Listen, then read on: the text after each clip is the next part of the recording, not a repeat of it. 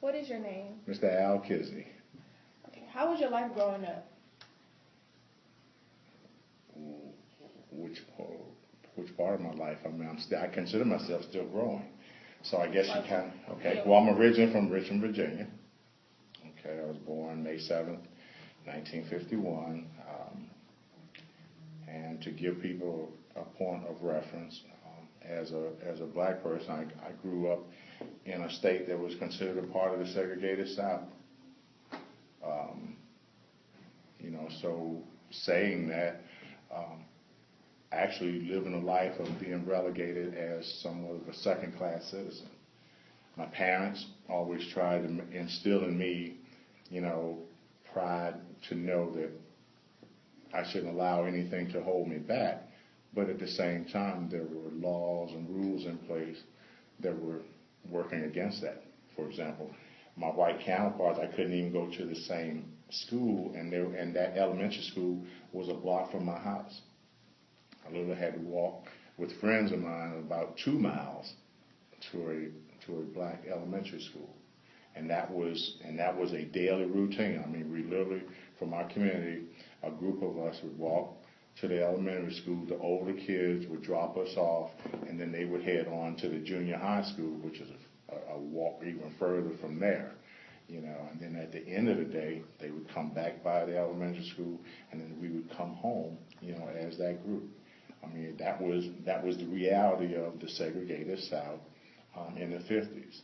In the 60s, things started to change, with the Civil Rights Bill being signed in 1964, but it hadn't changed a lot.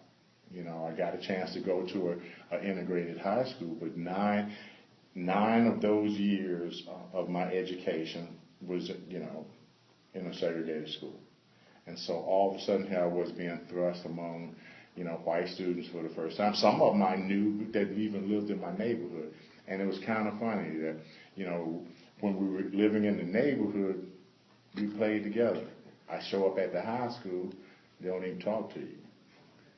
Okay, so I mean, you really played, it was like living in two different worlds. Living in the world that you were accustomed to, and then all of a sudden being thrust into a world in which now you have to do things different because, one, none of us wanted to act like we weren't better than they were. We wanted to understand that we were as smart or maybe even smarter than many of them. Right. If I told you that I was a stellar person, I'd be lying. I got in so many fights. My mom and dad used to stay at the high school. Okay, thank you. Someone would call me that magic N word, and all of a sudden be like, "It's on," because that's my dad always said, somebody do something wrong, you try to knock his block off. As a matter of fact, you remember telling a guy one time, because he told me to sit down here, and I got up and knocked crap out. I said, "When you go home, you tell your mom and dad to knock your out." I mean, that was, and that kind of confrontation didn't do a lot for me. All it did was label me as a troublemaker, and in a way, and in a way, kind of confirm things that whites have been saying about blacks all along, But who should have to go through that type of turmoil to get an education? I mean, who really, So that was always a big issue with me at that high school. And I had told my parents. My next door neighbor who went to the high school before me, Tony Austin, she kept telling them, the kids, I don't know. I know how Al is. Someone says something to him, he's going to pop off and let them know straight up, that that's not the way it is. Because I wouldn't bite my tongue. I mean, I respected my elders, but if you said something was out of place, I'd say, well, sir or ma'am, no, that's not quite correct. Mm-hmm. And they knew with a white person, oh boy, So she kept telling them that. But my parents insisted. Our tax dollars paid for his education. He's going to get that education that those white kids get. So It was, it was rough. It was so rough that I made probably the most profound decision in my entire life. I quit high school 6 weeks before graduating. I just walked away because I was fed up.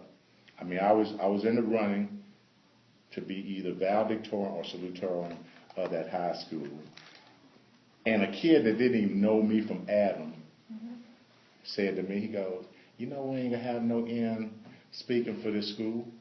And I'm like, how would you know where I'm standing?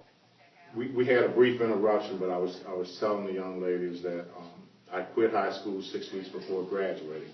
And it was all stemmed behind a guy coming to me and saying that we weren't going to have an end, speaking at our graduation. And so at that point, inside my own heart, I felt these folks want to make sure the black is not representing this school at commencement. He and I got into a fight. I ended up in the principal's office, and the counselor was there with my records. Now I'm like, now, please, if someone can explain to me how is it they would go ahead and bring my school records in, over an issue that dealt with a fight. Okay, so after they discussed the part about me getting into the fight, the counselor then walked over and said, "Well, Mr. Kids, we want to correct something because we made a typographical error somewhere in our calculating that instead of you being first or second, that you're number 3.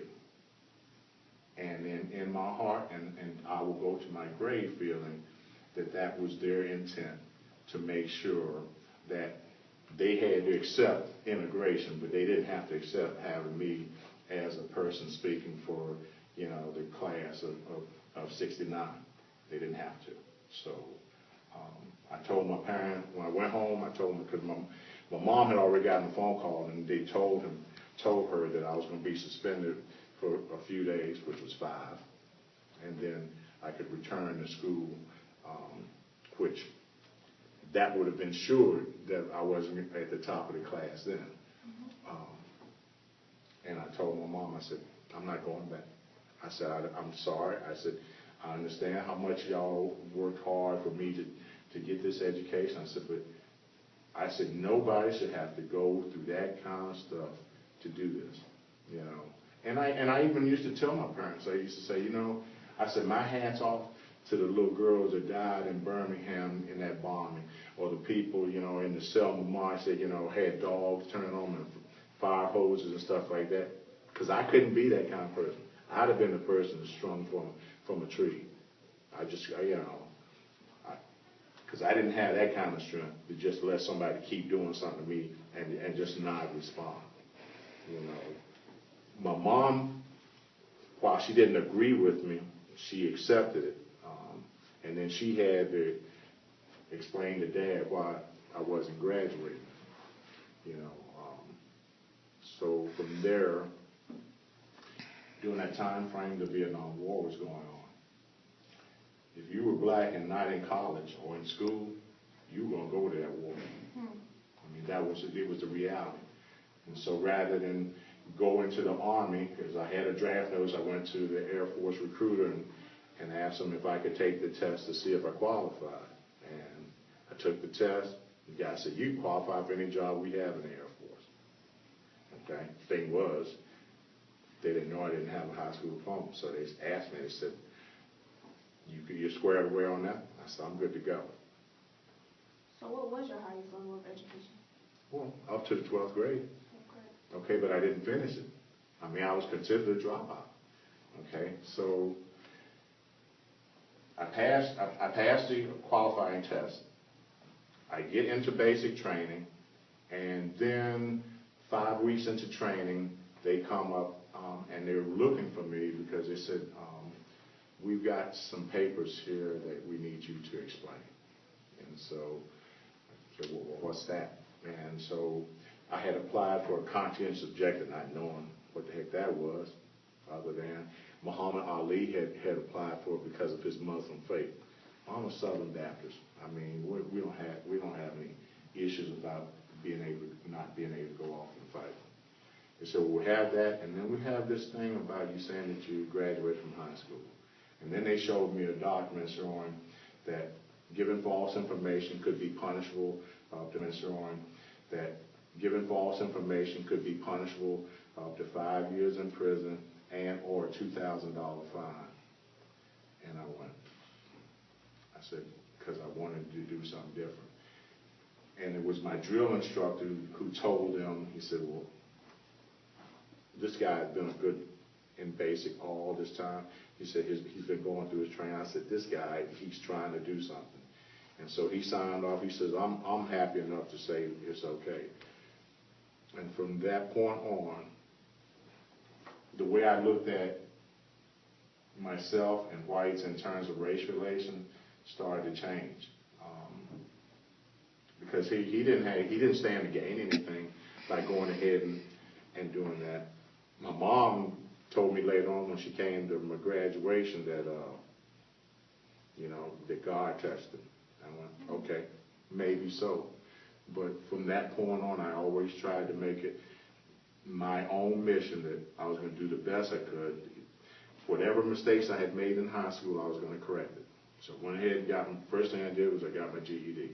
Then I started taking college courses. And every base I went to, I was always enrolled in a class. And I just kept going and kept going. And it was, but really without any real sense of why I was going to college. I mean, I was just doing it, because I thought I had let mom and dad down so bad. When, in 1980, well, I'm not going to go so, but I at least want you to know how we got together. Mm-hmm. I had an immediate supervisor. She was a captain who asked me why was I going to college. And I said, well, it keeps me busy. And I said, no, my parents are, I need to fix something for my parents. And she said, well, you ever think about becoming an educator? And I went, no, I ain't doing that.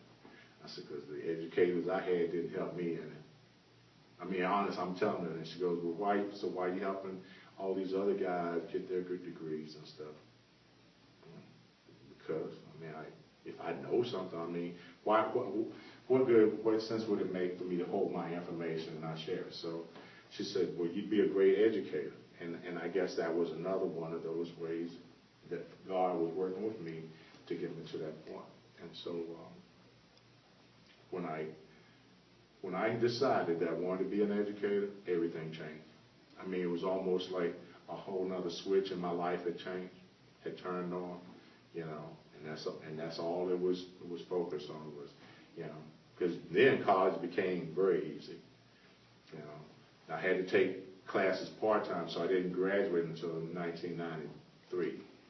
But then with my 2-year degree, and then in 95 I got my 4-year degree, and I started teaching the very next year at Southeast High School down in Macon, Georgia. And then after that year I came up to Henry County. When I came to Henry County, that was the best move I could make because I worked at Patrick Henry. Now, anybody knows Patrick Henry and Excel, that was the alternative school. And a large number of the kids I was teaching were black kids who had been put out of their other school. And so I tried to get them on. I said, look, you got 2 ways you can do this. I said, I've been down the other way. Get your education now and make life easier for yourself. And I live by that tenet even today. As tough as you might think high school can be, being a person of color, if you don't have that education, your life will be rougher without it. And that's why I always, if you ever wonder why, and you should know me well enough to know, I ride kids, okay, but that's why. You look like me, yeah, I'm gonna ride you because if you don't get that education,